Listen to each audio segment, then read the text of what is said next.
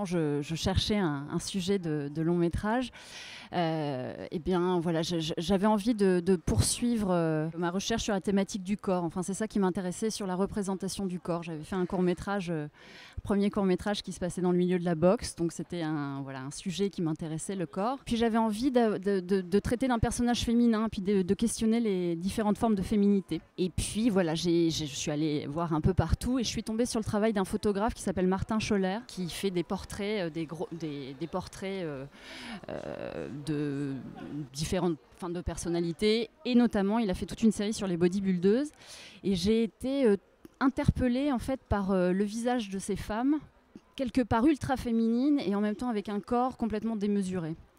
Et je me suis dit que j'allais aller voir du côté du bodybuilding. Donc j'ai commencé à aller dans des compétitions, parce que je me suis dit que voilà, la première chose c'était d'aller vraiment au contact des athlètes et puis d'essayer de comprendre, enfin d'approcher ce monde pour lequel évidemment on a énormément d'idées reçues, de préjugés, tout ça. Et je dois dire que dès la première compétition, j'ai été absolument sidérée par les rencontres que je faisais, par les gens que je rencontrais et par les contrastes de ce monde-là, les paradoxes aussi de ce monde-là. Et donc voilà, j'y ai plongé pleinement et je trouvais matière à la fiction, quoi, surtout. Tout le film, c'est aussi le trajet d'une femme qui se transforme ad vitam. Elle a été mère, elle est devenue bodybuildeuse. On imagine que ça ne s'arrête, enfin, ce qu'on disait sur justement cet idéal qu'on veut atteindre et qu'on transforme inlassablement. Donc effectivement, c'est réellement une construction. Quand je parlais d'autocréation et tout ça, c'est vrai que le bodybuilding, on se construit un idéal, on se construit un nouveau soi.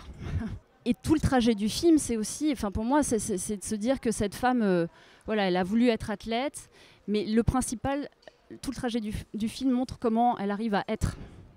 Tout simplement. Donc une athlète, une femme d'abord, une athlète, une mère. Pour moi, elle renonce à rien, elle sera tout. En fait, on travaillait avec une véritable athlète. Donc il fallait que toute notre machine cinéma s'adapte à elle. Ça, c'est pas évident avec une équipe, vous voyez, de se dire en fait, il faut qu'on soit à l'écoute de ses besoins, parce qu'évidemment, pendant le film, elle avait besoin, enfin, elle devait garder un corps impeccable. Alors évidemment, selon les séquences, etc. On a pensé tout ça. Mais ça voulait dire qu'elle s'entraînait 6 heures par jour, chaque journée de tournage. Et comme vous avez vu, elle est quasiment de tous les plans. Donc il fallait déjà trouver ce rythme-là qui met toujours un petit temps sur un tournage. Et avec les acteurs, elle a été assez impressionnante parce qu'elle n'y connaissait vraiment rien. Elle a débarqué là-dedans. Enfin, moi, je l'ai extirpée du bodybuilding pour faire ce film.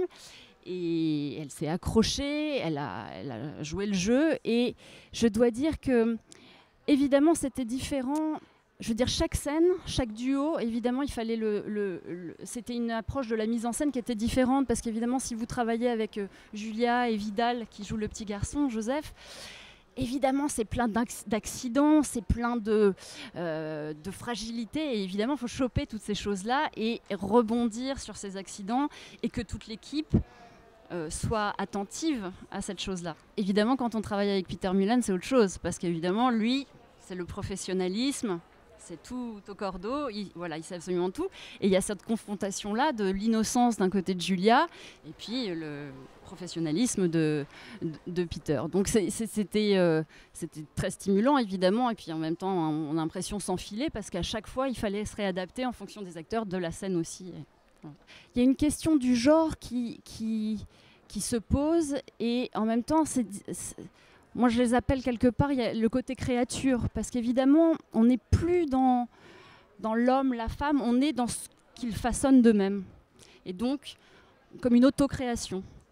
Et effectivement, transhumanité ou surhumanité, je crois que ce sont des termes qui, effectivement, sont présents et sont forts dans le film, c'est effectivement ça.